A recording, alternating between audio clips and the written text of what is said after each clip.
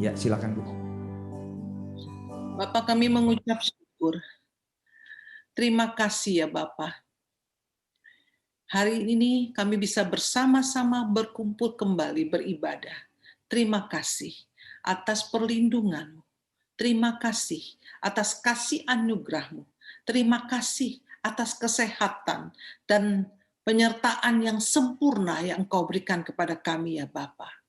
Bapa, saat ini kami berkumpul, lebih dalam lagi kami mau dengar-dengaran, lebih dalam lagi kami mau belajar, mengerti isi hatimu, mau belajar lebih lagi apa menjadi pewahyuanmu dalam kehidupan kami. Mari ya Bapa Roh Kudus, Engkau yang akan terus berbicara. Bapa, berkati urapi hambamu Ibu Eli dan hamba sendiri. Apapun yang keluar dari perkataan bibir lidah kami hanya daripada Roh Kudus. Terima kasih Bapa. Kami bersyukur. Haleluya Jesus. Amin. Nah, saudara, kita akan belajar hari ini ya bersama-sama ya. Saya sudah beberapa kali ya kesaksian untuk PD Victory ya, bagaimana kisah hidup saya ya, bagaimana Tuhan terus membentuk saya ya saat itu masa-masa lalu ya, waktu hampir 23 tahun yang lalu ya saudara ya, bagaimana saya saat ini sebagai single parent saya saksikan 23 tahun yang lalu suami saya diambil sama perempuan ya yang jelas-jelas menggunakan kuasa gelap saudara ya, karena saya tahu itu semua karena mertua saya waktu itu yang cari tahu ya saudara. Saya tinggal di kota Tegal dan saudara saat itu mertua saya langsung kasih tahu saya ya karena suami saya sudah tidak pernah pulang ya, mertua saya itu penasaran ya sampai kenapa sampai tergila-gilanya ya suami saya ya, sampai sudah tidak ingat istri, tidak ingat anak saudara ya, dan sampai akhirnya mertua saya katakan kepada saya,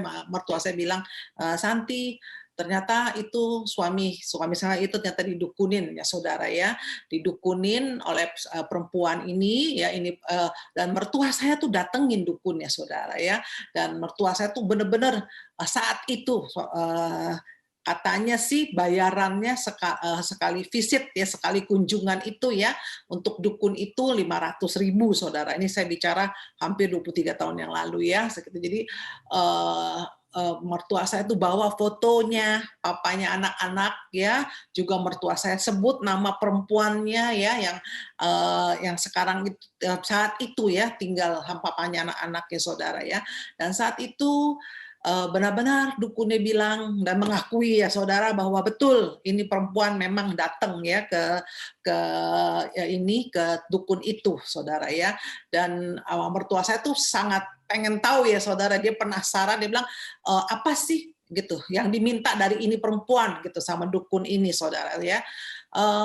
Saudara, apa yang disampaikan itu cukup mengejutkan juga ya, kata si dukun itu bilang bedaknya ya, bedak ya, rokok ya, karena perempuan itu ngerokok ya saudara, bedak, rokok gitu ya, itu udah diisi ya saudara ya. Jadi itu kalau dia merokok itu ya, kalau dia buang tuh kepulan asapnya ya, nanti perempuan kan rokok ya, itu pasti bikin laki-laki semua tergila-gila saudara ya.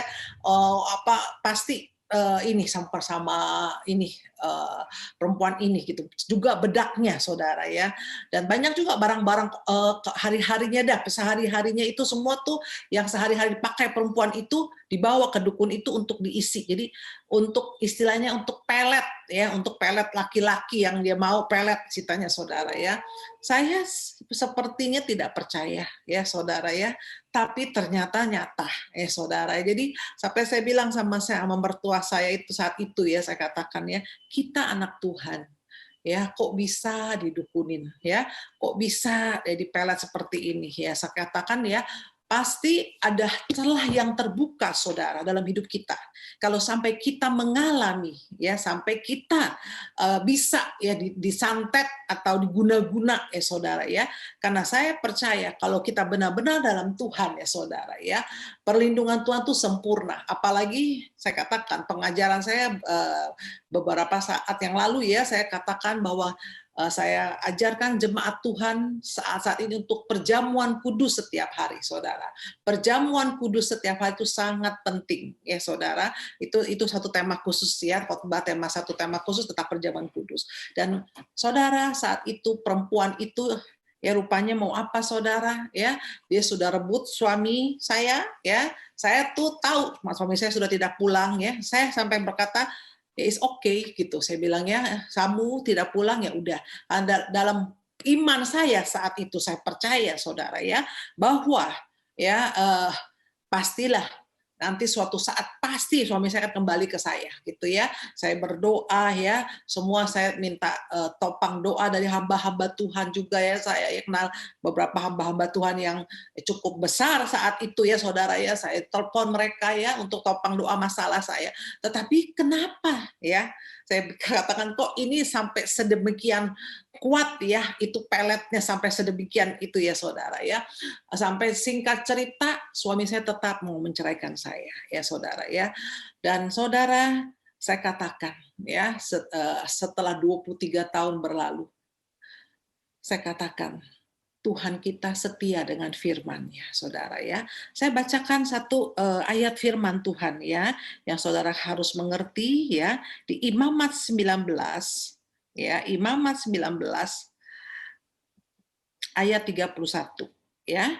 Ya, saya bacakan, janganlah kamu berpaling kepada arwah atau kepada roh-roh peramal. Janganlah kamu mencari mereka, dan dengan demikian menjadi najis karena mereka. Akulah Tuhan Allahmu. Saudara ya, jadi benar-benar Tuhan melarang kita ya untuk main-main ya, untuk pergi ke peramal ya, untuk benar-benar ya dengan ahli tenung banyak lagi beberapa ayat tapi saya tidak bacakan ya saudara, saya cukup satu ayat ini aja ya, bahwa Tuhan melarang kita karena itu najis di hadapan Tuhan saudara ya. Saudara, kita harus mengerti ini. After all, setelah semuanya berlalu ya saudara ya, proses yang saya harus jalani saudara ya, mengerikan saudara ya, karena apa yang kita tabur kita tuai ya. Saya sudah pernah saksikan kepada saudara ya, 7 tahun setelah saya diceraikan saudara ya, papanya anak-anak itu meninggal itu meninggalnya pun apa, tabrakan ya, tragis ya saudara ya, tabrakan masuk ke kolong truk saudara ya, itu cukup tragis saudara ya, masih usia muda saudara ya. Jadi saya mengerti firman Tuhan ya, firman Tuhan itu iya dan amin. Apa yang kita dengar, apa yang kita lihat di firman Tuhan itu benar adanya ya. Kalau Tuhan melarang kita saudara ya untuk apa? Jangan main-main dengan roh-roh jahat ya. Jangan main-main dengan peramal saudara ya. Kita harus taat saudara ya. Karena tidak ada yang free. Ya, saya katakan tidak ada yang gratis kalau iblis kasih saudara sesuatu. Ya, kalau kita dalam Tuhan Yesus memberikan nyawanya buat kita. Dia menebus nyawanya buat kita gratis, saudara. Malah untuk kita, menyelamatkan kita ya saudara ya. Itu yang Tuhan Yesus berikan. Tapi kalau iblis, tidak ada yang gratis. Pasti ada tumbal, saudara ya, pasti ya. Cuman kalau dukun mah nggak ngasih tahu saudara ya. Kalau dikasih tahu kan ntar dukunnya nggak laku saudara ya. Jadi saudara mesti mengerti ya bahwa kalau dukun itu dia ya saudara minta apa dia pasti ya oke, mau apa gitu kan ya. Seperti setelah saya diceraikan saudara ya, papanya anak-anak kan itu istrinya yang baru itu usianya jauh di atas dia, 11 tahun di atas dia ya. Jadi waktu itu udah sekitar hampir udah 40-an lah saudara usianya. Dia pengen punya anak kan 2 dibawa sama saya ya saudara. Saya diceraikan dengan 2 anak saya itu, saya pulang kembali ke Jakarta ke rumah orang tua saya, dia kepingin anak dari itu perempuan. Ya saudara, beberapa tahun dia berusaha gak dapet. Istrinya masih nggak hamil-hamil. Sampai ya saya katakan kisah saya ini, kita waktu itu tinggal di kota Tegal ya. Namanya kota kecil saudara. Kalau kota kecil ibaratkan ya ini tembok aja ya, istilahnya tembok ada telinganya saudara ya. Sampai suatu hari teman saya itu cerita, tutor saya khusus cuman kasih tahu saya satu hal. Santi, Santi, ada berita, berita apa? Saya bilang ya, papanya anak-anak kan sekarang sering ke Gunung Kawi, katanya ke Gunung Kawi. Saya bilang, how? Saya bilang dulu kita pelayanan, kita yang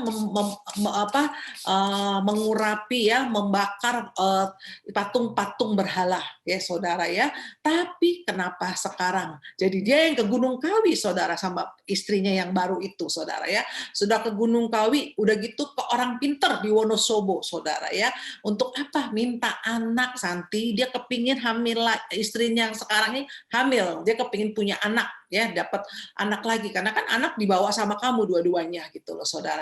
Jadi sampai saya bilang wadah ya, saya kasih satu hal saudara ya. Ini perlu kita jelas juga ya di Lukas 16 ayat 18 ya. Satu firman Tuhan ini yang kita juga perlu tahu ya. Lukas 16 ayat 18 saya bacakan. Setiap orang yang menceraikan istrinya lalu kawin dengan perempuan lain, ia berbuat zina. Dan barang siapa kawin dengan perempuan yang diceraikan suaminya, ia berbuat zina. Loh, saudara ya, jadi ini sangat penting ya. Jadi kalau ada orang bercerai, saudara ya, waktu menikah sudah diberkati Tuhan, ya sudah diberkati ya, kecuali maut memisahkan, kita janji di hadapan Tuhan, saudara ya.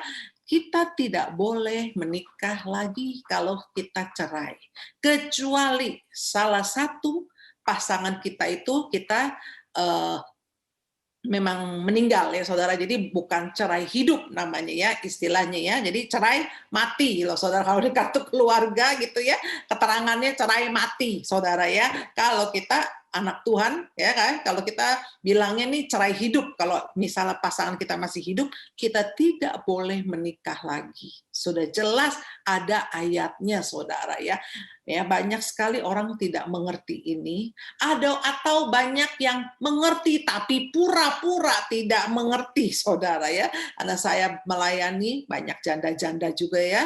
Pelayanan saya ya, kalau mereka didoakan ya ada teguran-teguran Tuhan, sampai saya katakan cukup keras teguran Tuhan dari nubuatan yang saya sampaikan ke mereka. Ternyata ya banyak ya yang mereka itu sedang berpacaran, saudara ya. Ada yang malah sudah menikah lagi, sedangkan suaminya ya mereka cerai hidup, suaminya masih hidup. Jadi ini perintah Tuhan ya, yang dengan tegasnya di Lukas ini harus kita ingat saudara ya. Jadi kalau kita menikah lagi, kita hidup dalam perzinahan. Orang kalau berzina istilahnya ya saudara kan, saudara tahu zina itu berarti apa? Yang najis di hadapan Tuhan. Ya, itu tidak berkenan di hadapan Tuhan.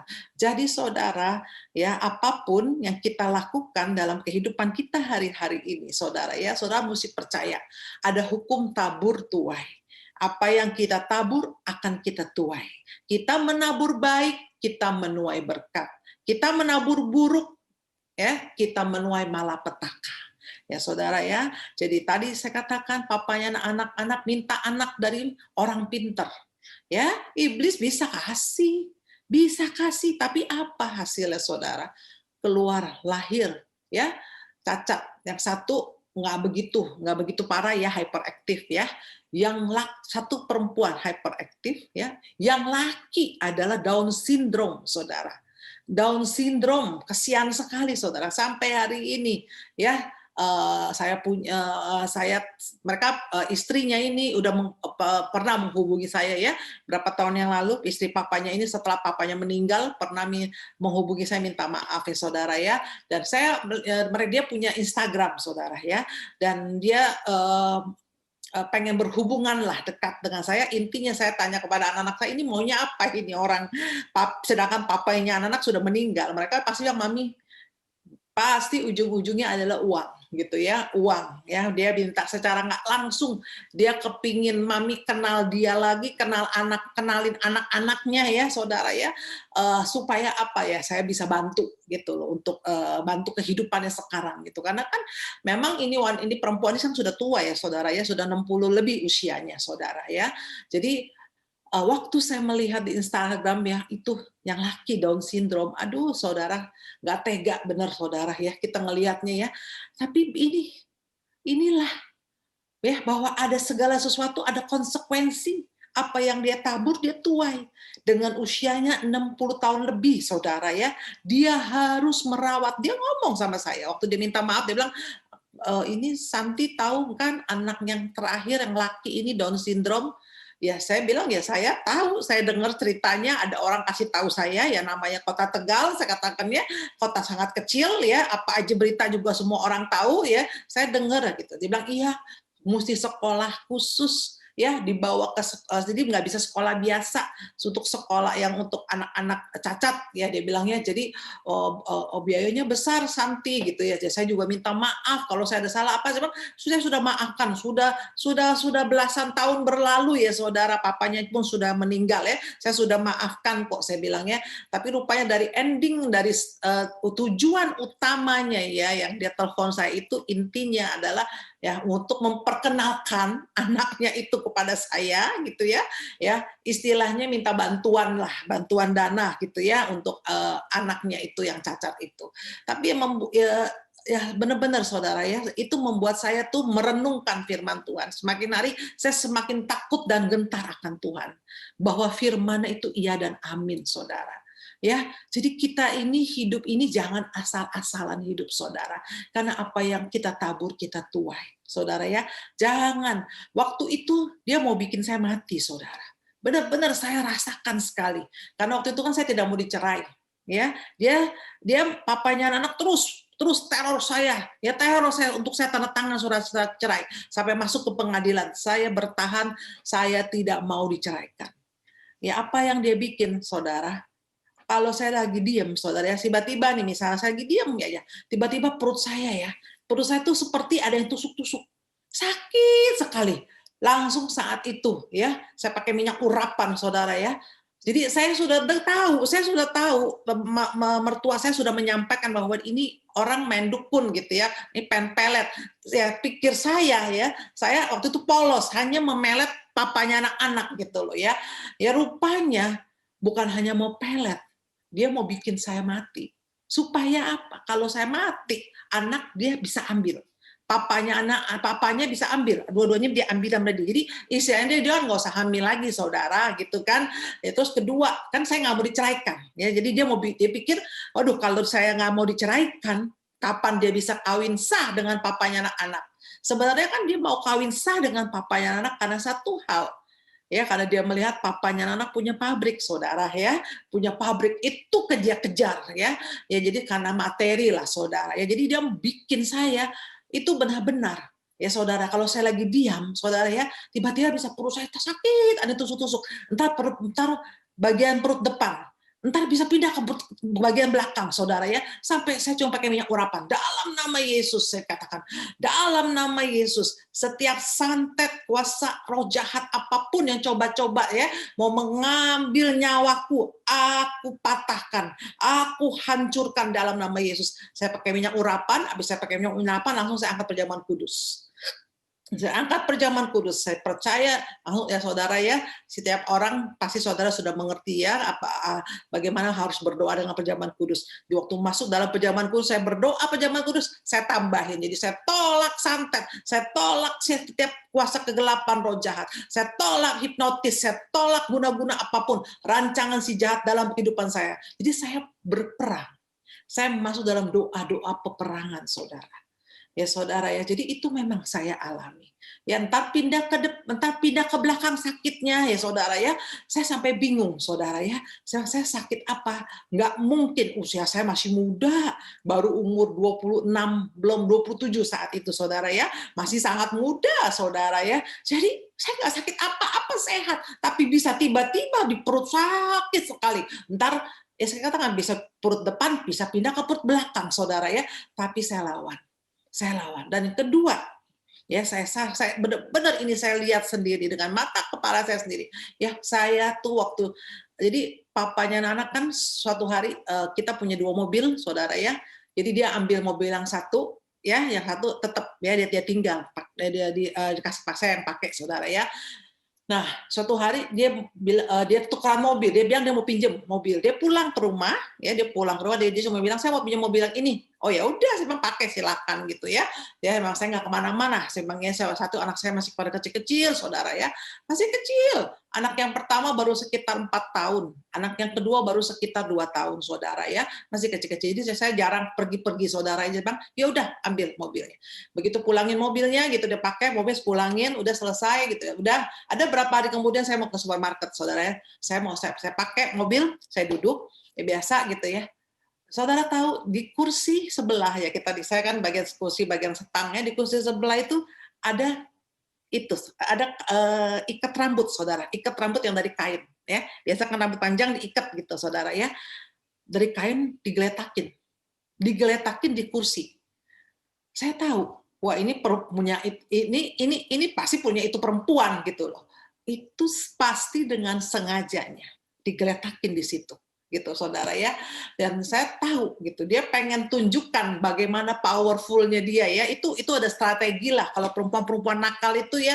Kalau yang namanya sudah dimasukin saya katakan ya setan iblis ya dalam pikiran di mereka, banyak strategi, banyak taktik lah untuk mengalahkan, untuk supaya kita itu mau ya, untuk saya mau tanda tangan surat cerai gitu loh, saudara.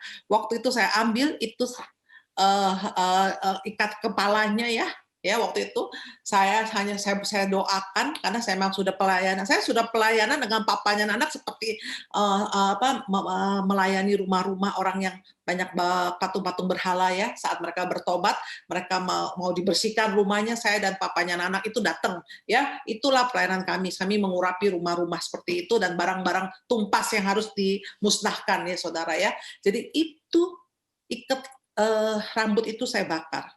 Ya, saya bakar dalam nama Tuhan Yesus, saya bilang gitu. Aku putuskan, aku patahkan setiap kuasa kegelapan. Apa yang keluar sampai waktu itu pembantu saya, kan saya hanya tinggal sama pembantu, saudara, dan suster ya. Pembantu satu, suster satu, karena satu udah besar, saya pakai pembantu ya. Yang satu lagi masih kecil, saya pakai suster ya. Sama-sama kita bakar bersama di halaman. Yang keluar dari bau itu, ikatan rambut itu adalah bau kemenyan.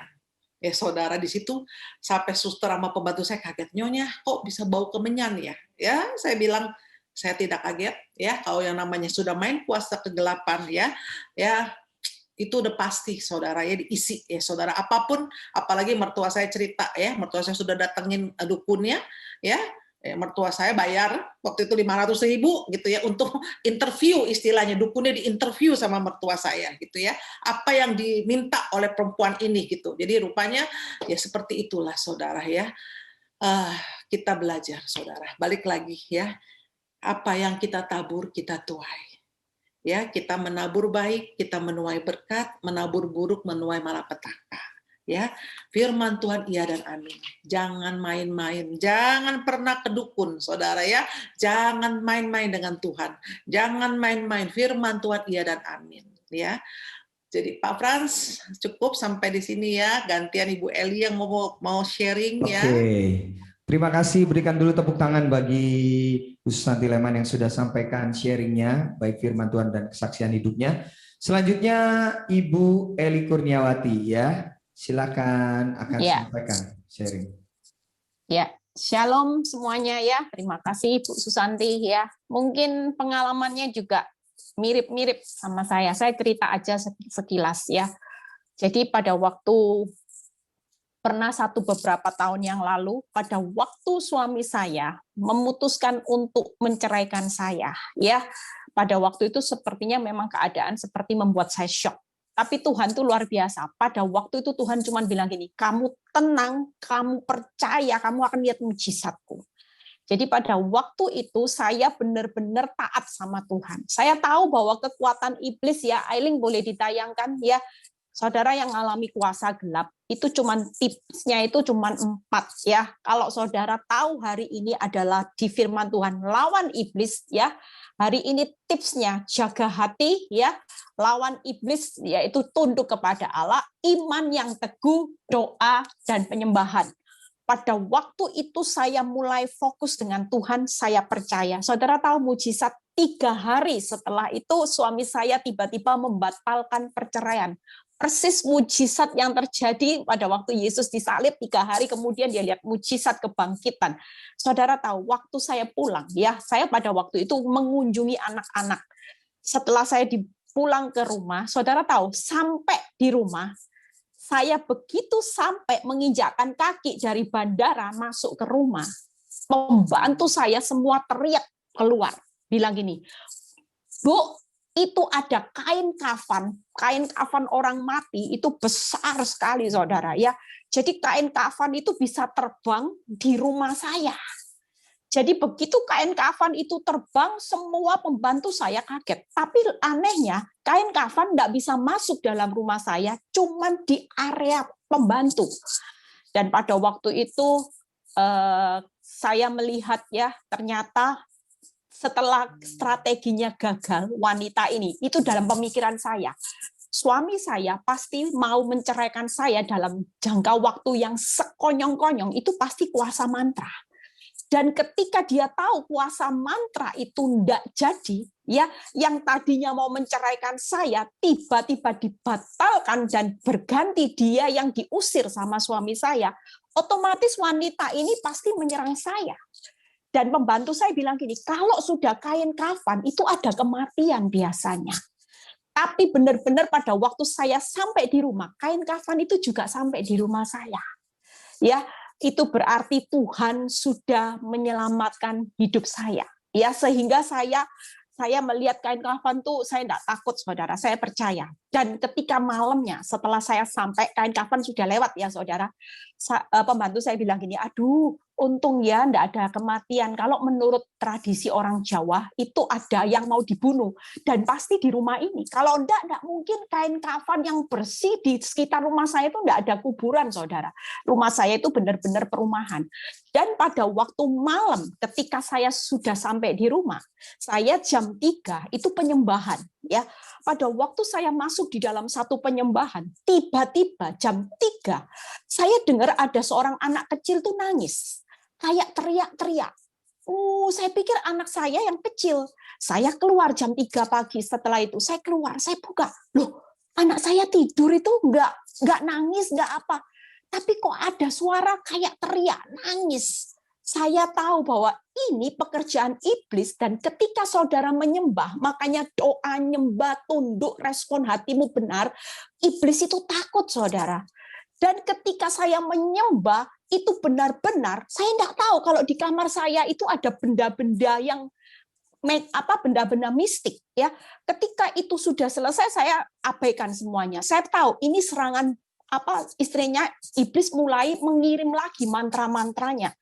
Pada waktu pagi ketika pembantu saya membongkar kamar saya, saudara tahu apa yang diketemukan?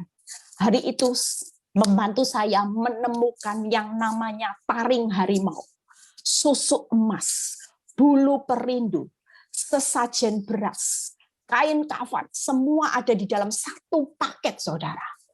Dan hari itu saya berikan pada seorang pendoa, saya suruh bakar semuanya. Saudara lihat ya, hari-hari ini kita mau berdoa, nanti setelah selesai ini ya Bu Susanti akan mendoakan saudara. Mungkin saudara mengalami seperti saya dan Bu Susanti, saudara tidak perlu takut ya. Dulu saya tidak percaya kuasa gelap, tapi ketika saya melihat di depan mata saya tahu bahwa iblis berusaha mengambil berbagai macam cara ya untuk memisahkan saya dan suami.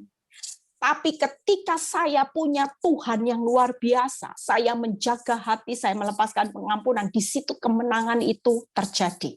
Hati-hati ya, jangan sampai banyak orang yang tanya, Apakah setiap kejahatan itu tidak bayar harga? Selalu, walaupun ini masa kasih karunia. Yuk, saya nggak lama baca ayat ini aja Roma, ya, supaya setelah itu saudara boleh tanya jawab mengenai masalah seputar ini.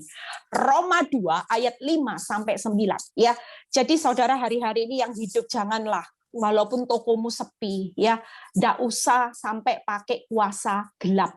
Pergi ke dukun untuk mempercepat jadi kaya. Karena ujung-ujungnya bayar harga, saudara. Ya, Roma 2 ayat 5-9. Tetapi oleh kekerasan hatimu yang tidak mau bertobat, engkau menimbun murka atas dirimu sendiri pada hari waktu mana murka dan hukuman Allah yang adil akan dinyatakan. Ia akan membalas setiap orang menurut perbuatannya. Jadi hari ini walaupun kita hidup di dalam masa kasih karunia, saudara hati-hati dengan setiap dosa, segala sesuatu yang menimbulkan murka, menyakiti hati Tuhan. Tuhan akan membalas setiap itu menurut perbuatannya. Yang ayat ke-7, yaitu hidup kekal kepada mereka yang dengan tekun berbuat baik. Hari ini tekun aja respon benar, tekun aja berbuat kebenaran walaupun sulit rasanya. Tapi percayalah, mencari kemuliaan, kehormatan dan ketidakbinasaan. Ayat yang ke-8. Tetapi murka dan geram kepada mereka yang mencari kepentingan sendiri yang tidak taat kepada kebenaran. Lihat ya, orang kedukun, orang berbuat dosa itu tidak taat sama kebenaran, melainkan taat kepada kelaliman. 9-nya, ada penderitaan, kesesakan akan menimpa setiap orang yang hidup berbuat jahat.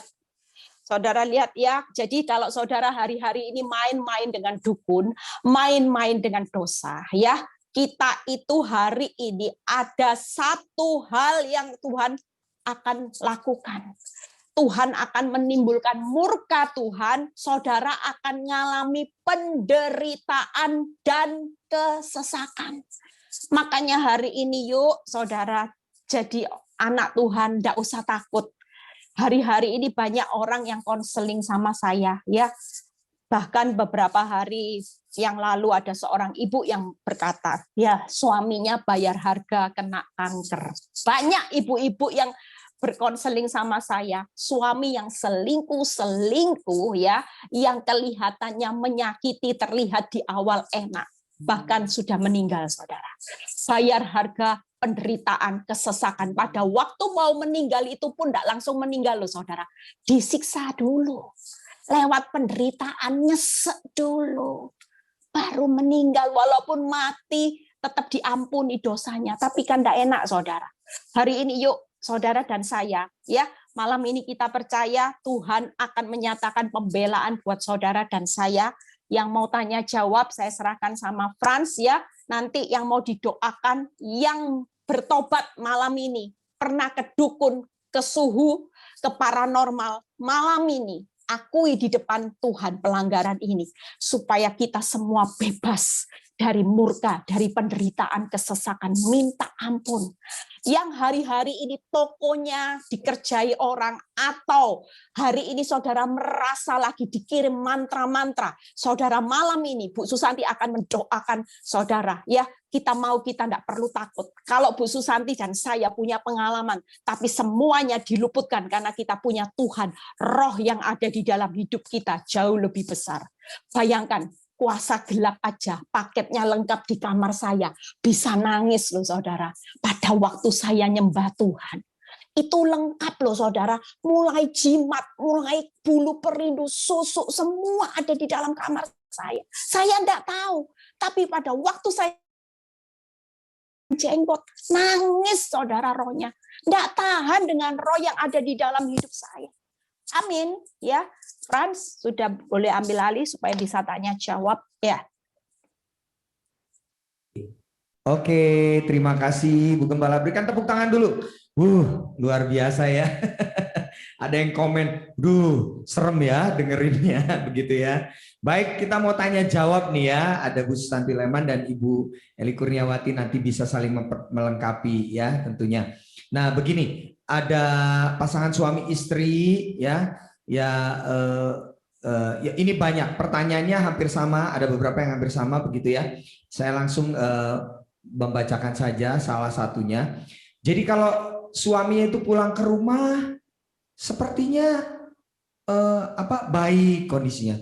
Tapi nanti kalau keluar dari rumah kacau lagi, hidupnya dengan wanita lain lah, dengan selingkuhannya atau apa. Nanti kalau pulang ke rumah sepertinya oke lagi begitu. Nah, apakah itu memang juga salah satu mungkin dia kena kuasa kegelapan begitu ya, Bu Susanti ya? Silakan dijawab singkat-singkat saja. Iya, iya. Iya, bisa. Memang seperti itu gitu. Ya, jadi dibikin seperti itulah gitu ya. Macam-macam strategi iblis juga macam-macam. Tuhan punya strategi, iblis juga punya strategi. Jadi bisa seperti itu, kena pelet bisa seperti itu ya. Jadi memang harus jadi yang sang istri lah yang harus kuat berdoa ya, dan masuklah dalam doa-doa peperangan, seperti Tuhan katakan kan istri adalah tiang doa. Ya, istri adalah penolong untuk suami, ya. Seperti itu salah satunya ya, Pak Frans. Oke, berarti bisa jadi dia kena juga ya. Oke, nah sudah terjawab ya. Kemudian ini ada seorang ibu yang bilang begini, anak saya ini berpacaran begitu ya, dekat dengan seorang pria yang agamanya lain ya. Saya tidak perlu sebutkan agamanya, ya agamanya lain. Kemudian ada perubahan drastis dari anak saya, begitu ya. Jadi aneh begitu ya, jadi kelihatan aneh sekali.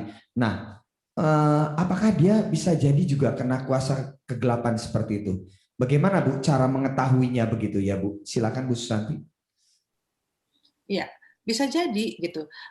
Ya, saya bersyukur anak saya 2 ini Tuhan kasih saya mereka karunia ya. Tuhan memperlengkapi mereka dengan karunia penglihatan, karunia mentranslate bahasa roh ya. Jadi kalau orang ini misalnya ya, kalau saya melayani enak langsung ketemu langsung ke rumah biasanya ya, kalau orang seperti itu konseling, anak saya itu bisa lihat ya apakah di badan itu dia sudah dimasukin sesuatu gitu ya, dipelet, dimasukin sesuatu, itu akan kelihatan ya Pak Frans ya. Jadi kita tidak hanya menduga-duga ya, kita harus langsung ketemu face to face. Nah, di situ nanti waktu kita berdoa Roh Kudus bekerja deh. Nah, pasti terbongkar ya, dia pasti dimasukin apa, dipelet atau apa kelihatan semuanya, nanti dibongkar Roh Kudus. Itu anak saya yang bisa lihat tuh Pak Frans. Oke. Ya, boleh saya tambahin dikit ya, yang tadi ada pertanyaan, yang istri yang suami tidak stabil ya, itu memang kalau suami lagi kena kuasa gelap atau selingkuh, itu pasti bawaannya tidak stabil, jadi tidak usah kaget. Kadang bisa baik, kadang bisa galaknya luar biasa ya. Tapi kita sebagai istri penolong, kalau yang itu di luar tidak stabil, kita aja yang stabil. Jadi saya punya tips selalu saya ajarin ibu-ibu, dan ini banyak yang berhasil. Saudara, tipnya cuma 3. Yang pertama kebaikan. Ya, setiap kali kebaikanmu itu firman Tuhan berkata gini, jangan kamu kalah dengan kejahatan, tapi kalahkan kejahatan dengan kebaikan. Jadi kalau suamimu jahatnya seperti apapun, saudara itu jadi baik. Percayalah, kejahatan itu akan berubah jadi baik. Pasti kalah. Nggak mungkin kebaikan itu kalah dengan kejahatan. Tapi kejahatan suamimu pasti kalah dengan kebaikanmu. Dan itu yang saya lihat semakin hari. Suami saya yang tadinya, kalau saudara berkata error, saya ini ngalami saudara. Sampai dulu itu saya itu merasa bahwa Tuhan kok seperti ini. Saudara tahu, ini cerita kesaksian saya dikit ya. Jadi kalau suami saya misalnya habis bertengkar dengan wanita ini, curhatnya kan ke saya ya. Jadi dia bilang, ini hak saya habis bertengkar gitu ya. Padahal saya ini istrinya loh, bukan konselornya ya. Tapi buat saya dikasih kekuatan Tuhan. Saudara tahu, kalau sudah diusir, yang saya lihat, sayanya happy. Tapi suami saya enggak loh. Dia usir, wanita itu mulai top up kekuatan, ke mantra lagi. Suami saya bisa sedih, saudara. Suami saya bisa sedih. Rasanya itu nyesel untuk ngusir perempuan ini. Dan kalau sudah seperti itu, tidak lama, kembali, saudara. Makanya saya di PHP berapa kali. Dan ini yang saya lihat. Kalau suami saya sudah bawa wanita ini kembali, wajahnya yang tadi sedih itu bisa senyum terus loh saudara. Happy loh saudara. Itu kalau saya tidak mengerti kebenaran firman, sakit loh saudara. Dalam hati saya, aduh Tuhan, dia salah, dia sudah diusir, ditarik kembali malah buat dia happy. Waktu diusir buat dia susah. Makanya ibu-ibu kebaikan. Yang kedua kasih. Kasih itu menutup banyak dosa pelanggaran.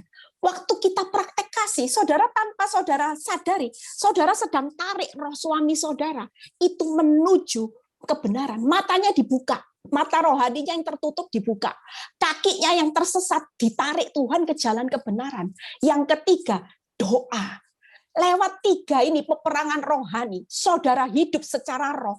Nanti suamimu akan dipulihkan juga secara roh. Makanya ada firman, istri menguduskan suami itu terjadi ketika saudara bisa konsisten. Baik, mengasihi, doanya konsisten. Amin. Ya, saya serahkan Fran. Oke, ya sudah ditambahkan juga tuh dengan pernyataan dari Ibu Eli Kurniawati. Nah ini ada pasangan suami istri yang bilang begini, karena mereka kepengen punya keturunan, mereka berusaha terus bagaimana caranya supaya punya keturunan, tapi sudah sampai 2 kali juga keguguran, begitu ya. Nah, apakah bisa kuasa kegelapan itu menutup rahim seorang wanita begitu, karena katanya dia sempat konseling atau bagaimana begitu, katanya seperti ditutup. Bagaimana Bu Susanti? Bisa Pak Frans ya. Iblis itu bisa kasih kita sakit penyakit ya. Dia memang kalau mungkin dia ada yang sakit hati ya, sakit hati. Jadi dia bikin seperti itu, dia ke dukun ya untuk dipelet atau disantet ya istilahnya gitu kan. Kalau ini santet ya, ditutup ya itu rahimnya sehingga tidak bisa punya anak. Bisa Pak Frans. Iblis Oh, bisa ya, berarti memungkinkan sekali ya, begitu ya. Tapi kenapa Bu? Fran, saya tambahin. Iya, silakan. Saya tambahin kalau yang rahim itu teman baik saya ngalami. Jadi itu memang benar. Karena saya punya teman baik, sangat baik, itu ngalami. Jadi waktu dia tidak bisa hamil, selama 5 tahun dia tidak bisa hamil, baru ketahuan ternyata papanya itu suka beli benda-benda dari Bali. Jadi banyak benda-benda dari mana yang menimbulkan papanya pakai kuasa gelap. Pada waktu dia didoakan kuasa gelap itu, saudara tahu, teman saya itu tidak pernah bisa nari kecak Bali. Waktu pelepasan dia bisa kecak Bali, pinter loh. Jadi waktu saya lihat, waktu ditunjukin videonya dia pesta kecak Bali, luar biasa loh. Tapi setelah pelepasan kecak Bali, hamil bulan depannya ya. Jadi memang bisa. Oke, baik ya. Kemudian ini ada pertanyaan lagi begini. Apabila pernikahan ada beberapa yang menikah dulu mungkin bukan di gereja begitu ya, di tempat lain, saya tidak juga sebutkan namanya ya. Apakah juga nanti bisa terkena kuasa kegelapan karena belum diberkati di gereja begitu ya. Nah, coba bagaimana Bu Santi dengan pernikahan yang di luar gereja begitu? Oh, kalau misalnya di luar gereja, kalau memang ya misalnya mau ada, maksud Pak Frans sih pertanyaannya mau misalnya si suami disantet orang ya, maksudnya untuk itu ya. Enggak, rumah tangganya bisa nggak terkena goncangan kuasa kegelapan karena belum diberkati di gereja begitu, misalkan di mana begitu ya, Ibu ngerti lah ya. Silakan. Ya, bisa Pak, bisa. Yang udah diberkati aja bisa, apalagi yang belum diberkati. Bisa sekali gitu. Apalagi memang iblis ini kan luar biasa ya gitu ya. Kalau saya nih, saya ya waktu kecil saya sering, saya bersyukur. Saya dari keluarga Buddha. Kecil-kecil saya dibawa ke Gunung Kawi. Ya, saya sudah bolak-balik setiap setahun sekali papa mama saya ke Gunung Kawi untuk ziarah gitu. Itu kan agama mereka waktu itu Buddha ya. Ya jadi untuk minta apa gitu kan, minta supaya ya minta diberkati, minta berkat gitu ya saudara ya. Jadi ada ya, dan memang beberapa orang ya, saya bersyukur benar-benar saya kenal Tuhan Yesus ya. Tapi ada sekarang ini saya sejak jadi hamba Tuhan, saya melayani orang-orang yang dulu pernah ke Gunung Kawi ya, dan mereka itu minta kekayaan dan mereka benar-benar kaya, sangat kaya, tapi ada tumbalnya. Yaitu apa? yang sering saya lihat, yang mereka saksikan apa? Anak yang tersayangnya, ya, entah itu cacat, entah itu meninggal. Jadi pasti ada tumbal lah, Pak Frans. Oke, baik. Nah, dengan kalau ada juga yang bertanya begini, kalau misalkan punya karunia bisa melihat begitu kuasa-kuasa kegelapan begitu,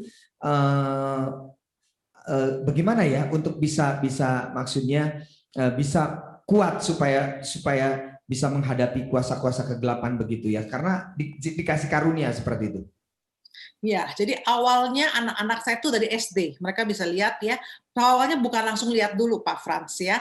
Angela anak saya yang pertama ya, itu Tuhan kasih dia selalu mimpi. Kalau habis mimpi dia selalu bangun terus cerita sama saya, "Mami, aku kok mimpi ya, aku tuh mimpi berantem lu sama setan," gitu loh. Saya setan kayak gimana?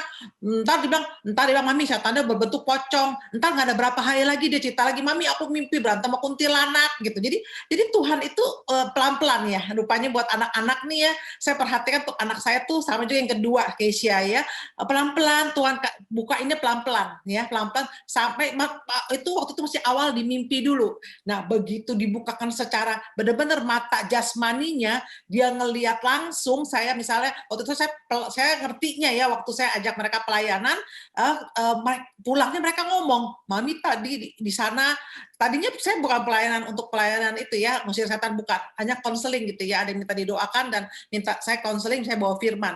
Tapi mereka langsung ngomong gitu, "Aku ngeliat setan tuh di dapur rumah itu tadi, bentuknya apa?" Ceritain gini. Jadi mereka waktu ngomong, saya juga cukup kaget, saya bilang, "Takut nggak?" "Agak takut sih Mami." Terus langsung saya bilang, "Nah, kamu tidak usah takut, Roh Tuhan dalammu lebih besar." Sejak itu mereka ya confidence ya, mereka jadi wah pede, begitu udah kemana-mana langsung, "Mam, saya tanya di sini." Jadi saya waktu kalau saya diundang jemaat untuk ngurapi rumah ya, tinggal mereka, saya terus terang saya nggak bisa lihat, saya hanya dikasih otoritas sama Tuhan untuk ngusir, tapi untuk detailnya bentuknya setannya apa ya, di dua anak saya inilah bentuknya gitu, dan saya hanya dikasih Tuhan kasih saya penglihatan perasaan ya, kayak feeling, kepekaan ya, ada setan, bentuknya exactly seperti apa itu di anak saya dua, gitu loh saudara ya, gitu Pak Frans. Oke, Bu Eli mau tambahkan? Silakan. Enggak, kalau saya enggak punya karunia lihat setan, enggak bisa. Jangan lah ya, jangan ya Bu ya. Tapi setannya soalnya takut sama saya.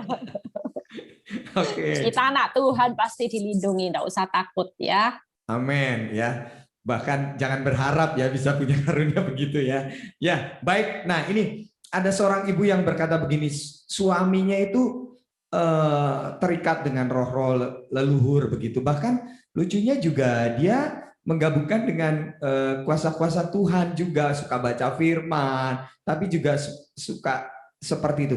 Gimana ya Bu cara melepaskan yang model seperti ini tuh ya? Kira-kira karena dia menggabungkan antara kepercayaan dia yang sekarang membaca firman, percaya Yesus, tapi dia juga masih tetap dengan kuasa kegelapan. Itu gimana ya caranya untuk melepaskan seperti itu? Silakan Bu Susanti. Ya, itu jadi sudah mix ya, Pak Frans namanya ya, udah mix ya, terang dan gelap ya, jadi saya sudah mix. Tapi saya percaya pasti ada suatu kejadian nanti yang akan Tuhan kerjakan dalam hidupnya yang membuat dia bertobat ya, melepaskan ini yang gelapnya ini. Makanya tugas istrinya lah sebagai tiang doa, bilang terus mohon sama Tuhan, Tuhan celikan mata batin suamiku biar hanya semua ya hanya dari firman Tuhan, dari roh Tuhan, jangan nyampur ya gitu sama ada campurannya ini gitu ya. Ini kita sudah akhir zaman Pak Frans ya, jangankan orang biasa, hamba Tuhan pun banyak ya Tuhan bilang yang sesat ya, bahkan ada beberapa yang pakai ilmu sihir ya, bisa melakukan mujizat dengan sihir, jadi udah nggak usah heran. Nah tapi saya percaya kalau istrinya berdoa terus menerus, pasti untuk suaminya itu ya pasti ada satu momen di situ titik balik suaminya akan bertobat ya, benar-benar ikutnya firman Tuhan, nggak lagi sama si jahat ikut kegelapan. Bu Eli mau tambahkan mungkin di dalam hal ini ya, tentang dua hal ya. Kuasa kegelapan dan juga kuasa Tuhan digabungin mix ini gimana seperti ini? Ya, enggak usah takut. Suami saya dulu malah benci orang Kristen, gimana? Sama sekali kalau sudah mulai ngomong Tuhan Yesus, saya itu pernah ya, pada waktu suami saya itu suka godain saya. Kalau lagi ada takut-takut, saya bilang gini, darah Yesus, bungkus kami. Suami saya cuma bilang gini, darah Yesus terus kamu ini, lama-lama darah Yesusnya habis nanti. Setiap ada apa-apa kamu bilang darah Yesus sudah habis, katanya gitu. Tapi hari ini, saudara lihat ya, yaitu tadi, istri menguduskan suami, bukan hanya matanya terbuka, kakinya yang tersesat kembali ke jalan kebenaran, tapi termasuk rohnya itu akan mengenal Yesus. Makanya sampai suami saya hari ini bisa terima Yesus, itu saya enggak pernah nginjili sama sekali. Saya enggak pernah ngomong firman, enggak pernah apa. Tapi ketika melihat perubahan perbuatan saya, di situ itu yang menarik dia untuk mengenal Yesus sebagai Tuhan dan Juru Selamat. Jadi enggak perlu takut. Mau di-mix, yang penting istri berlomba-lomba jadi kudus, nanti kekudusan istri pasti transfer kepada kekudusan suami. Sebaliknya juga, suami yang kudus itu akan menarik roh istrinya, itu juga akan menjadi kudus. Karena bukan lagi dua, melainkan satu. Ya. Amin. Baik, thank you. Kemudian begini, ada seorang ibu bertanya, ya waktu berdoa dengan seorang hamba Tuhan, terus kemudian dia manifestasi begitu, terus kemudian hamba Tuhan itu bilang, wah suamimu itu ternyata kena guna-guna, didukunin begitu ya. Apakah harus langsung percaya atau harus diuji dulu begitu, Bu Santi dan Bu Eli, silakan bisa menjawab. Ya, harus diuji, minta tanda. Ya, dimanapun kan firman Tuhan katakan 2 tanda ya, ya Pak Fransnya harus diuji dulu gitu, nggak boleh langsung percaya ya. Pasti kalau nanti minta tanda, nanti Tuhan kasih tanda kok. Kalau memang itu betul ya, betul diguna-guna ada tandanya. Berdoa, Tuhan aku minta tanda ya, yang mana? Yang segala sesuatu kan memang firman Tuhan katakan ujilah setiap roh gitu kan. Kita hamba-hamba Tuhan itu jangan marah kalau diuji loh. Kalau saya sih senang-senang aja, karena memang firman-nya ada. Kalau orang misalnya Bu Santi bernubuat, iya enggak sih? It's okay. Jangan, kamu kalau nggak percaya juga nggak apa-apa, karena memang perlu diuji. Uji dulu aja. Nanti penggenapannya dari nubuatan saya misalnya ya Pak Frans gitu kan, terjadi atau tidak terjadi apa gitu kan. Jadi it's okay. Jadi semua harus diuji. Minta tanda. Bu Eli mungkin mau menambahkan? Ada yang mau ditambahkan? Enggak, kalau menurut pengalaman saya, dulu saya tidak percaya kuasa gelap ya. Jadi saya pikir memang suami saya error ya. Tapi ternyata Tuhan singkatkan sendiri dari semua ini, Tuhan tunjukkan ini loh kuasa gelap, ini loh perubahan yang nampak ya. Jadi kalau ibu-ibu jangan hari ini pesan saya, kalau orang sudah kena kuasa gelap, jangan kita pakai hati nurani, pakai perasaan yang normal. Semuanya di off. Itu pesan saya. Kenapa? Karena kalau saudara menghadapi suami yang lagi kena kuasa gelap, ya, walaupun apapun, itu pasti mulutnya sudah berkatanya itu sudah menyakitkan. Dia tidak tahu apa yang dia perbuat. Semua perbuatannya pasti menyakiti. Dari situ kalau kita pakai perasaan normal, kita yang akan terluka makin terluka. Ya, jadi lebih baik kita pakai perasaan Kristus, pikiran Kristus. Pikirkan yang baik. Suamimu pasti berubah. Mau kuasa gelap, mau bukan kuasa gelap, pasti suamiku berubah di tangan Tuhan. Pakai perasaan Kristus, jangan perasaanmu. Perasaan Kristus itu apa? Damai, sejahtera, sukacita, walaupun suamiku hari ini error, suamiku selingkuh, suamiku menyakiti, lepas diguna atau dimantra, tetap punya damai sejahtera, karena Tuhan akan bertindak membela, karena saudara dan saya berdoa, mendoakannya. Ya. Amin, puji Tuhan. Nah ini ada seorang yang mengakui luar biasa nih ya. Dia mengakui bahwa dulu dia ke dukun pakai kuasa kegelapan, tapi dia sudah menyesal. Begitu sekarang sudah menyesal. Apa? Saya harus bayar harganya itu seperti apa ya Bu? Katanya begitu. Gimana maksudnya Pak Frans? Menyesal ya? Ya, dia sudah menyesal. Apakah dia juga akan tetap bayar harga? Karena dia sudah menyesal, sudah bertobat. Apakah tetap bayar harga dan seperti apa kira-kira bayar harganya begitu? Oke. Gini, kita dalam Tuhan, kita minta ampun, pasti Tuhan ampuni. Tapi yang tetap hukum apa yang kita tabur, tadi saya bilang tuayan tetap berjalan, ya. Jadi waktu kita melakukan hal itu, kita lakukan dosa itu, terus kita bertobat minta ampun, ya, tuayan tetap ada. Tuayan akan tetap berjalan. Seperti kasus saya aja deh. Kalau ini sedikit melenceng dikit ke waktu saya diceraikan sama suami, ya. Saya kasih tahu saudara, ya. Itu saya sadar. Saya sampai bisa bertemu dengan suami kok, sampai suami ceraikan. Kita kan menikah itu kan bukan dipaksa, ya. Menikah itu bukan dijodohin, senang sama senang, ketemunya juga di persekutuan doa.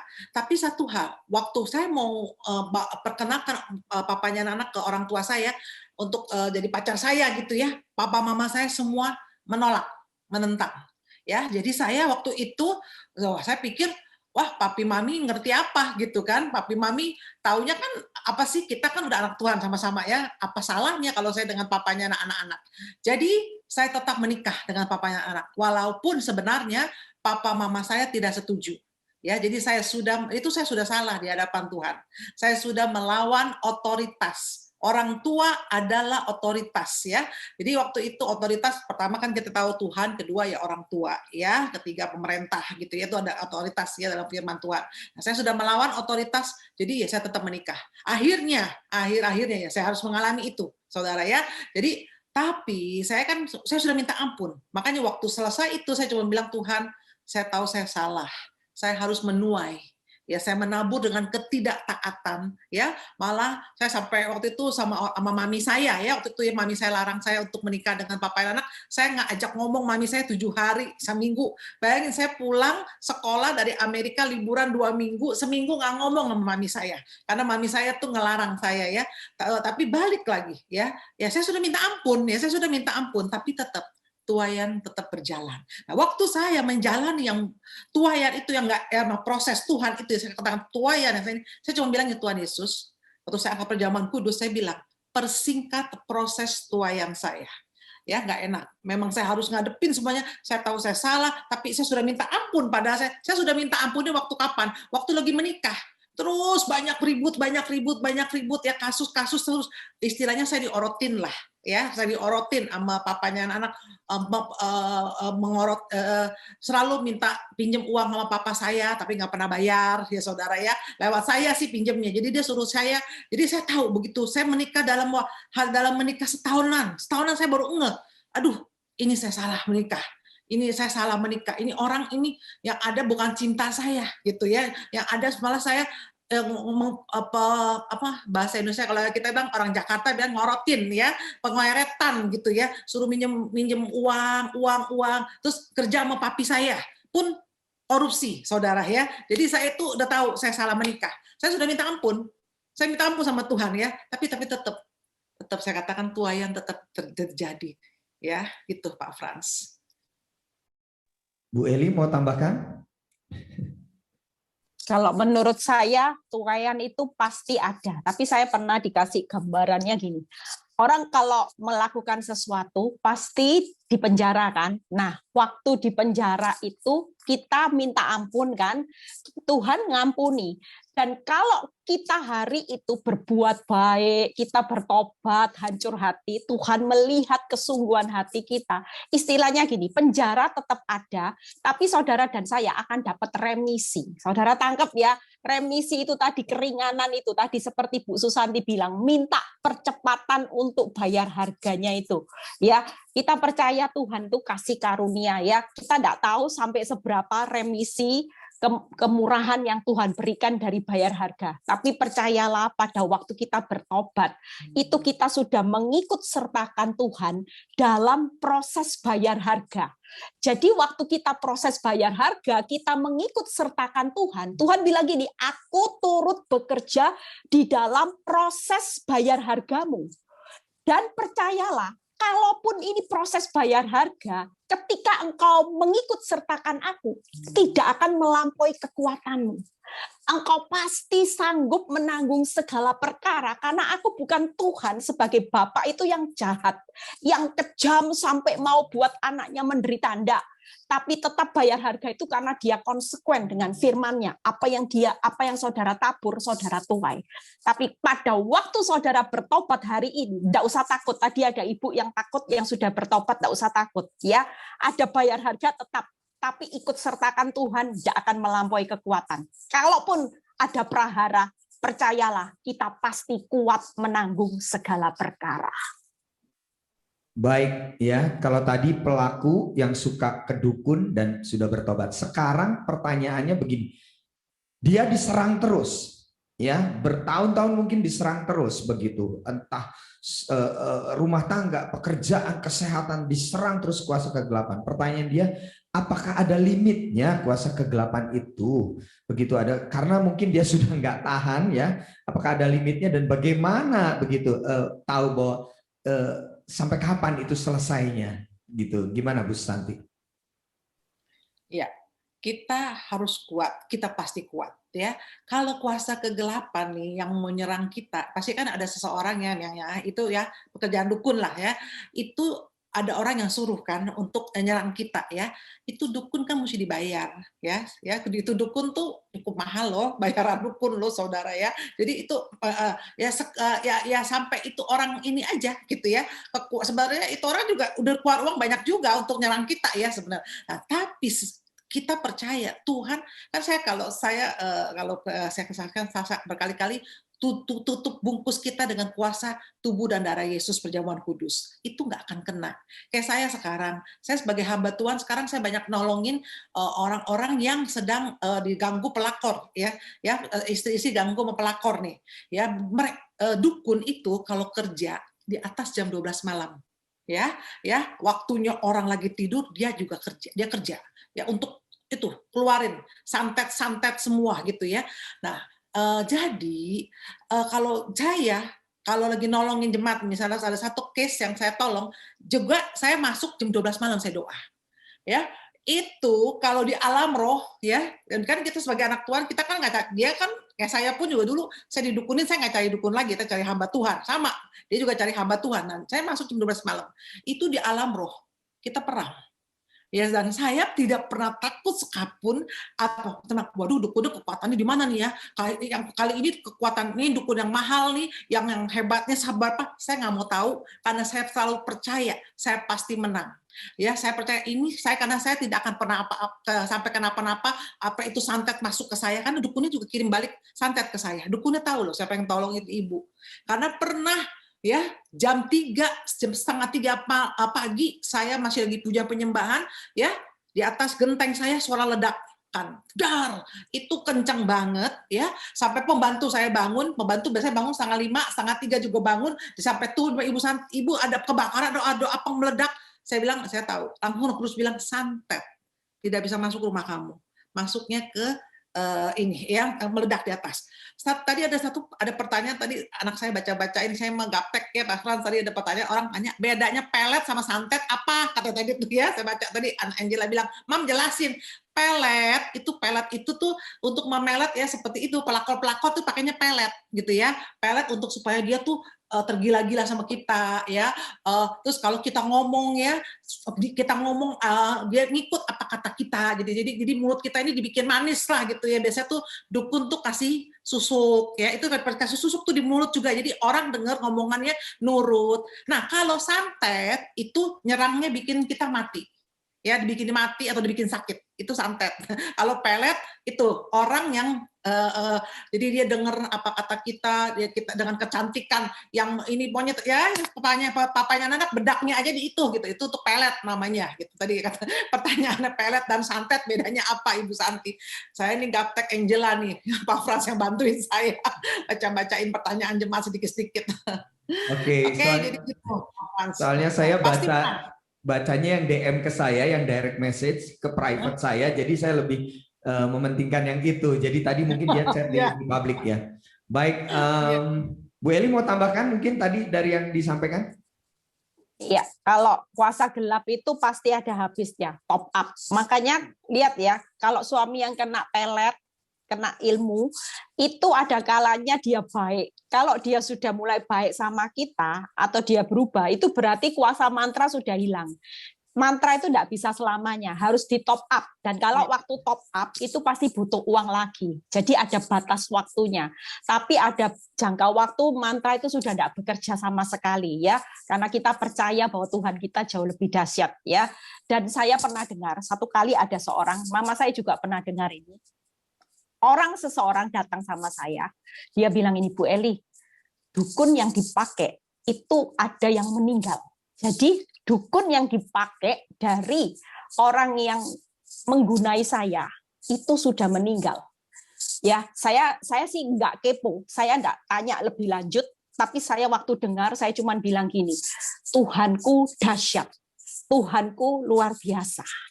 Bukan kuat gagah hebatnya saya, tapi kuat gagahnya Tuhan Yesus Kristus ya. Jadi saudara tidak perlu takut, yang penting tidak buka celah. Itu tadi 4 tips untuk mengalahkan mantra ya.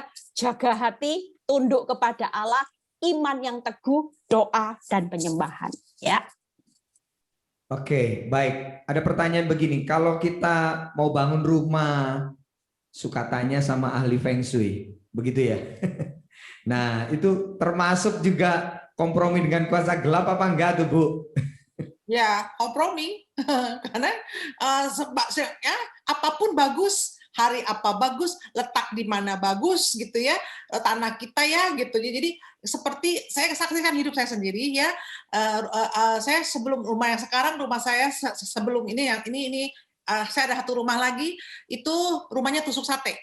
Ya, tusuk sate. Jadi waktu itu harganya murah ya, jadi beli harga murah, tusuk sate kan nggak ada yang mau ambil ya, kita ambil ya, kita beli. Terus udah gitu di tengah-tengah rumah itu ada tiang gitu ya, ada tiang tapi dimodif jadi manis lah gitu ya, tiang rumah. Jadi waktu itu ada beberapa orang ke rumah saya ya, yang bukan anak Tuhan yang ngomong gini, kok Santi kamu itu rumahmu tuh udah tusuk sate, dalamnya tuh ada itu tiang.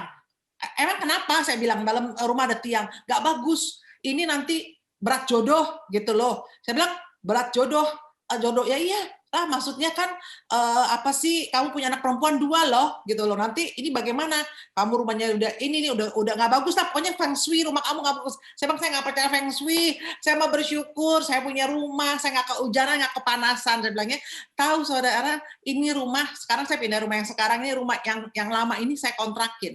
Setiap orang yang ngontrak udah selesai masa kontrak bilang begini, saya mau beli ini rumah gitu kan.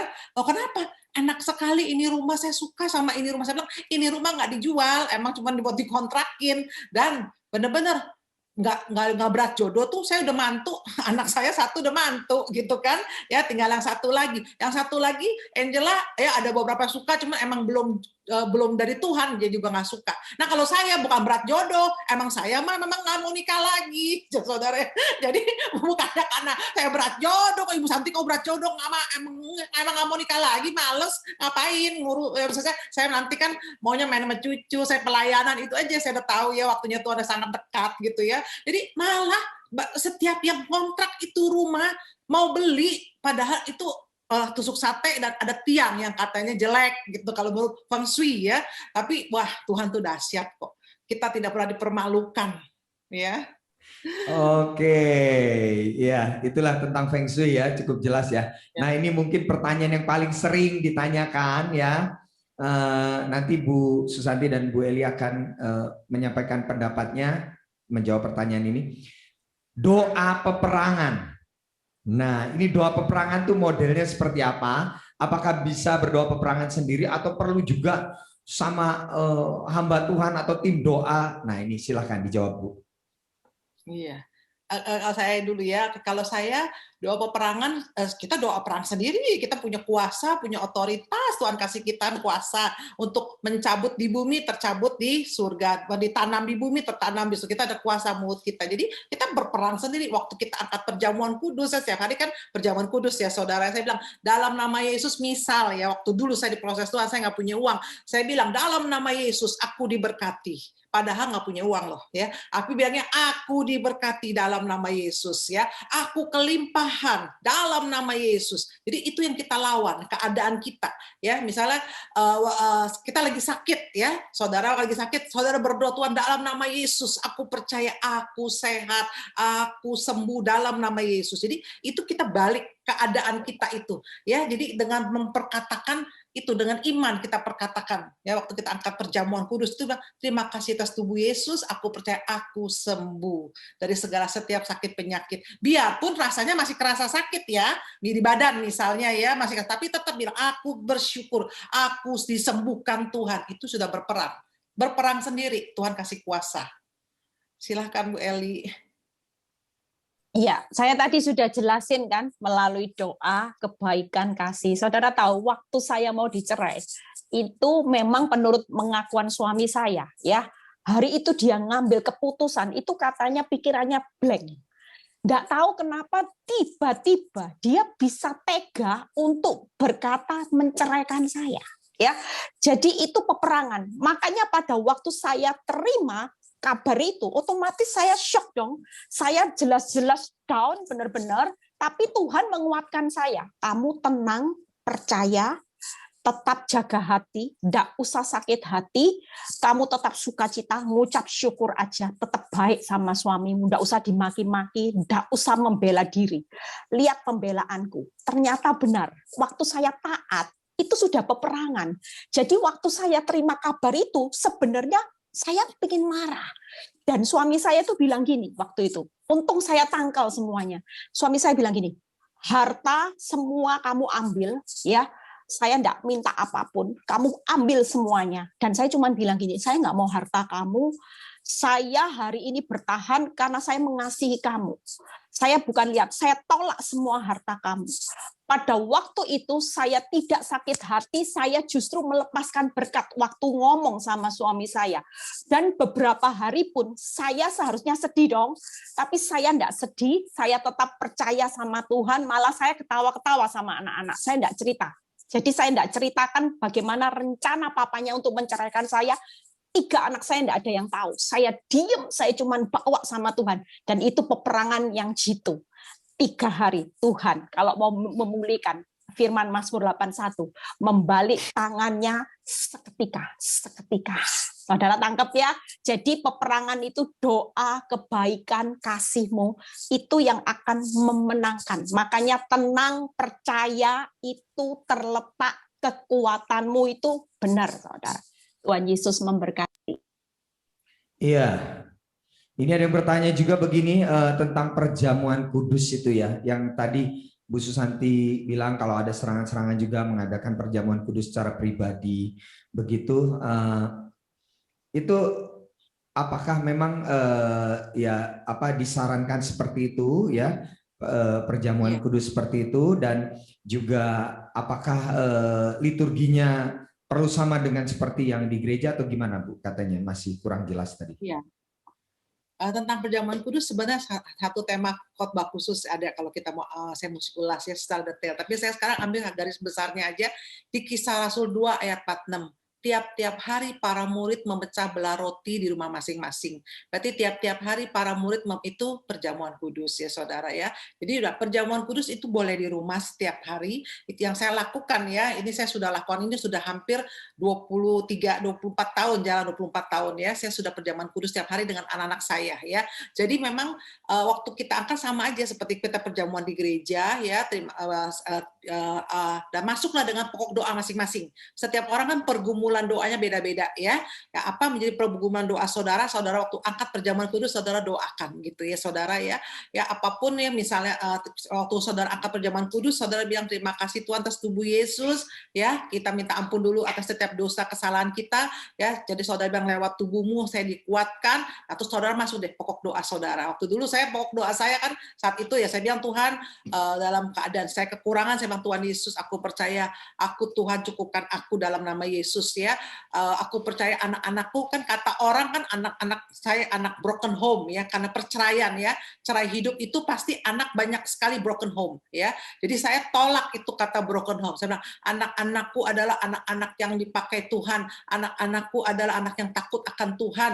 Hidup kami adalah hidup yang penuh dengan kemuliaan Tuhan. Walaupun waktu ngomong itu air mata nangis ya, keadaannya sangat terpuruk, tapi itu yang saya ucapkan. Nah, saya makan tubuh Yesus ya. Itu doa peperangan, salah satu contoh doa peperangan. Saya makan tubuh Yesus, saya minum darah Yesus ya. Darah Yesus yang menguduskan, menyucikan. Ini apa saudara, seperti gereja saudara lah, perjamuan kudus apa kata-katanya, mau ikutin gereja saudara boleh, yang saudara sendiri juga boleh. Jadi ngomong aja gitu, apa yang menjadi pergumulan saudara minum darah Yesus. Itu ada ayatnya. Tapi saya ambil tadi banyak, ada beberapa ayat ya, tapi itu satu khotbah khusus. Tapi kalau yang ini yang saya ambil general aja, di Kisah Rasul 2 ayat 46. Tiap-tiap hari para murid memecah belah roti di rumah masing-masing.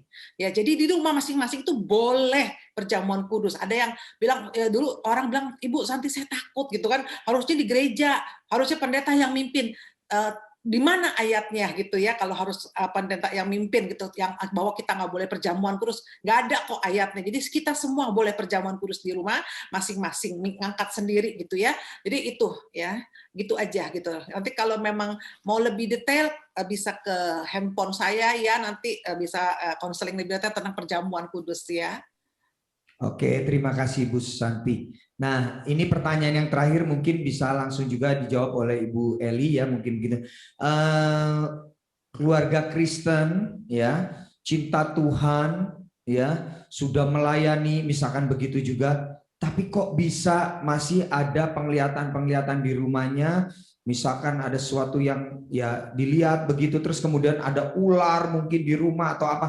Kok bisa ya seperti itu? Padahal sudah keluarga Kristen, sudah cinta Tuhan, sudah melayani, tapi masih bisa mengalami seperti itu. Mungkin bisa Ibu Eli mungkin menjawab, dan kemudian nanti mungkin Bu Santi menambahkan.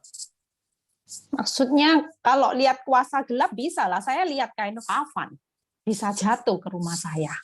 Pada waktu saya masuk rumah, itu pas loh waktunya. Saksi hidup itu membantu saya loh ya. Jadi begitu saya masuk rumah, pas kain kafan itu juga jatuh.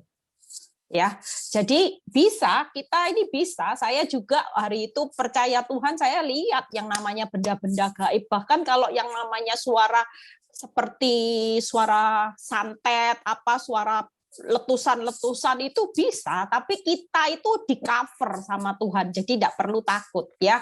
Walaupun kita tahu bahwa kita lagi dikerjai orang, tapi kita tetap percaya bahwa kita aman ya. Tuhan Yesus berkati. Baik, mungkin Bu Susanti mau tambahkan begitu, kok Kristen cinta Tuhan tapi masih tetap bisa lihat ada ular masuk di rumah begitu, bisa ya begitu ya? Bisa.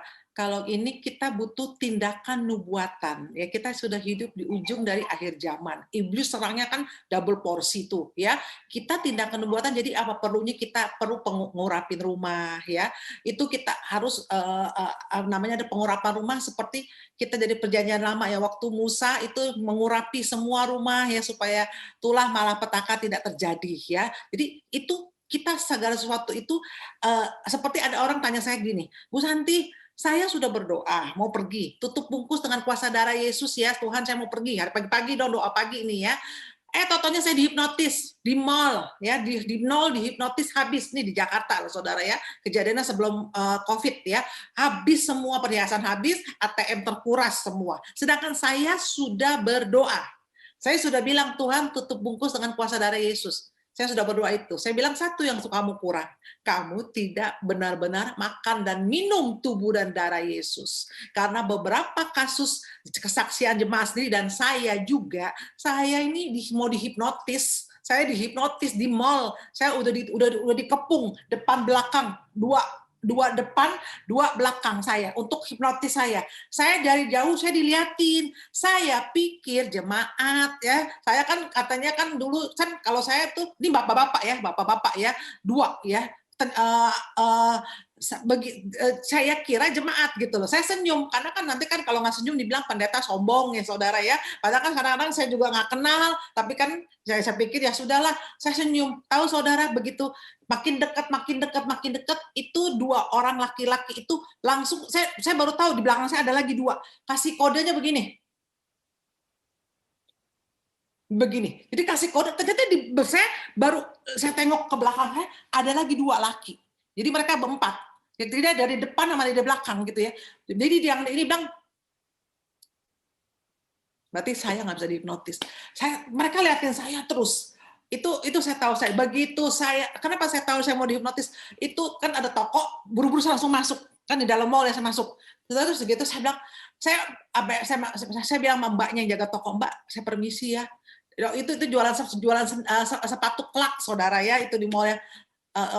Saya permisi sebentar ya Mbak, karena saya juga cukup ini gitu loh saudara, cukup kaget gitu ya. Ibu mau lihat model sepatu? Enggak, saya enggak, kayaknya ada yang mau hipnotis saya tuh. Oh, memang banyak Bu di mall ini. Hah? Banyak? Iya, udah berapa orang yang kena? Katanya gitu kan. Pasti dalam 1 bulan bisa ada 2-3 orang pengunjung mall ini kena hipnotis. Saya nggak kena. Ya saya bersyukur ya, itu kuasa dari perjamuan kudus. Karena kita benar-benar makan dan minum tubuh dan darah, itu nggak akan terjadi. Jadi iblis ini kerjanya double porsi sekarang. Semakin hari dia tahu kedatangan Tuhan semakin dekat. Dia juga maunya apa tujuan iblis? Bawa pengikut sebanyak-banyaknya ke neraka. Yang mau dibawa siapa? Ya kita anak-anak Tuhan. Kalau bukan anak Tuhan nggak akan diserang kok. Anak Tuhan yang akan diserang. Gitu, Oke, baik. Tepuk tangan dulu untuk kemuliaan nama Tuhan. Haleluya.